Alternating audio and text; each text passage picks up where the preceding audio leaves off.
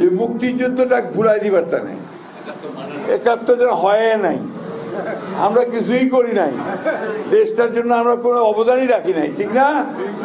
এলাকায় ২৪ যারা করেছিল তারাই সব করেছে, এরকম একটা ধারণা দিচ্ছে না?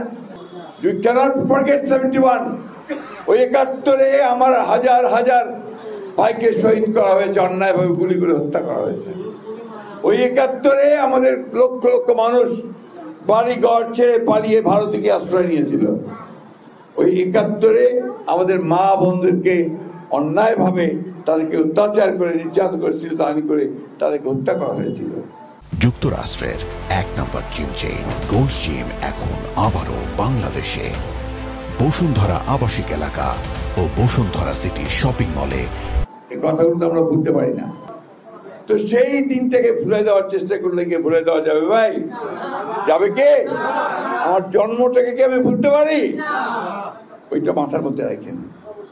আজকে সুপরিকল্পিত হবে একটি চক্র, একটি মহল, যারা ১৯৭১ সালে পাকিস্তান হানাদার বাহিনীর সঙ্গে যোগ সাজেশ করে এই দেশের মুক্তিযোদ্ধাদের হত্যা করেছিল, তার পরিবারদের হত্যা করেছিল, তাদের মেয়েদেরকে তুলে দিয়েছিল খান বাহিনীর হাতে। তাদের সঙ্গে এই দেশের মানুষ আপোষ করতে পারে? এরা আজকে দেশটাকে গিলে খাওয়ার চেষ্টা করতেছে, গ্রাস করার চেষ্টা করতেছে।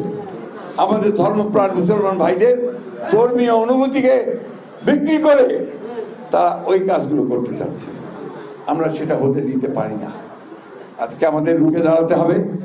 আমাদেরকে আমাদের যে মুক্তিযুদ্ধের যে চেতনা, সেই চেতনাকে সামনে আনতে হবে।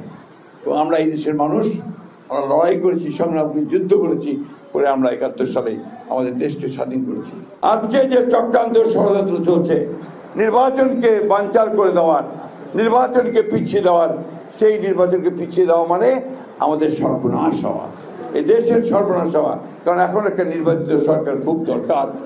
এই সরকারটা এখন তাড়াতাড়ি নির্বাচন করবে। আমরা চাই যে অন্তর্বর্তীকালীন সরকার প্রতিনিধিকে আমরা সম্মান করি, শ্রদ্ধা করি, তিনি অতি দ্রুত আর কোনো কাল বিলম্ব না করে নির্বাচন তফসিল ঘোষণার ব্যবস্থা করবেন, দেশে একটা নির্বাচিত সরকার প্রতিষ্ঠা করবেন। এটাই হচ্ছে আমাদের